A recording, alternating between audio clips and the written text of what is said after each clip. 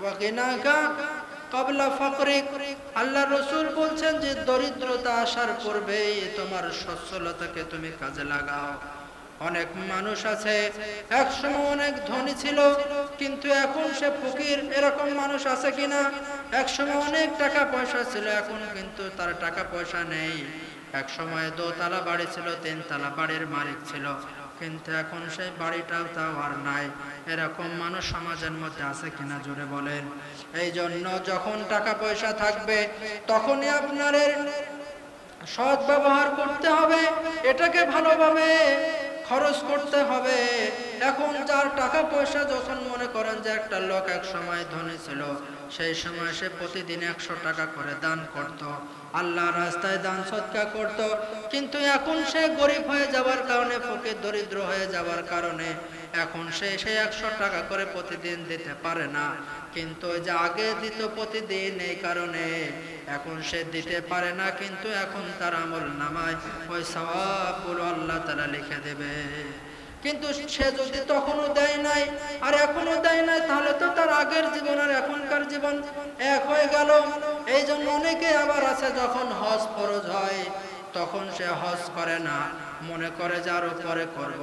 আরে বোকা, তুমি কি জানো নাকি যে তোমার পরে এখন তুমি লক্ষ লক্ষ টাকার মালিক, 5 বছর পরে ওই লক্ষ লক্ষ টাকার মালিক তুমি নাও থাকতে পারো। এই কারণে যখনই হজ ফরজ হবে নিয়ম হচ্ছে তখনই হজটা আদায় করে ফেলা। কারণ যার উপরে একবার হজ ফরজ হয়ে যায় সেটা তো আর কখনো তার মাথার উপর থেকে সেই আমল সেই আর রহিত হয়ে যায় না। এই কারণে আমাদের বুঝতে হবে যে অনেক মানুষ আছে যার উপরে হজ ফরজ ছিল কিন্তু তখন সে হজ করে নাই, কিন্তু এখন তার আর হজ করার মতো অ্যাবিলিটি নাই, টাকা পয়সা নাই।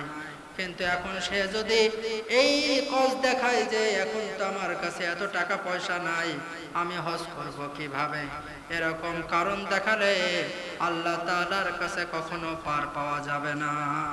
আল্লাহ রাসূল তো হাদিসের মধ্যে বলেই দিয়েছেন যে দারিদ্রতা আসার আগে তোমার সচ্ছলতাকে তুমি কাজে লাগাও। তখন কেন তুমি এটা করো নাই? তখন কেন যাকাত আদায় করো নাই?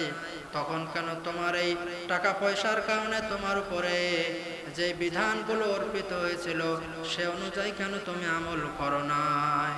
এই জন্য প্রিয় উপস্থিতি, যাদের উপরে হজ ফরজ আছে এখনই আপনারা হজ করে নেবেন, কারণ 1 বছর পরে যেই টাকার মালিক থাকবেন কিনা এর কোনো নিশ্চয়তা নাই। আছে নাকি? কোনো নিশ্চয়তা নাই। এই কারণে আল্লাহ রাসূল বলছেন যে ওয়া গিনাকা ক্বাবলা ফাকরিক, দারিদ্রতা আসার আগে তুমি তোমার সচ্ছলতাকে তুমি কাজে লাগাও।